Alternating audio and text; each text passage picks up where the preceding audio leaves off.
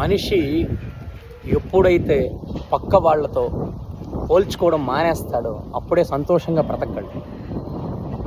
ఏ విషయంలోనైనా, పుట్టినప్పటి నుంచి చచ్చిపోయే వరకు ఎప్పుడైతే పక్కవాడితో పోల్చుకోవడం మానేస్తాడో అప్పుడే సంతోషంగా బ్రతకగలడు. ఏ విషయంలో అయినా, పక్కోడు ఇల్లు కొనుక్కున్నాడు, నేను కొనుక్కోవాలి, పక్కోడు కారు కొన్నాడు, నేను కొనాలి, అది అప్పో సప్పో చేసైనా సరే, పక్కోడు పలానా ఇంటర్నేషనల్ ట్రిప్ వెళ్ళాడు, నేను వెళ్ళాలి, పక్కోడు పలానా కేజీ బంగారం కొనుక్కున్నాడు, నేను కొనుక్కోవాలి, పక్కవాడికి అది ఉంది, నాకు ఇది లేదు, పక్కవాడి ఆ పలానా ఇంటర్నేషనల్ స్కూల్లో వాళ్ళ పిల్లల్ని చేర్పించారు, నేను చేర్పించాలి, అప్పో సప్పో చేసేనా.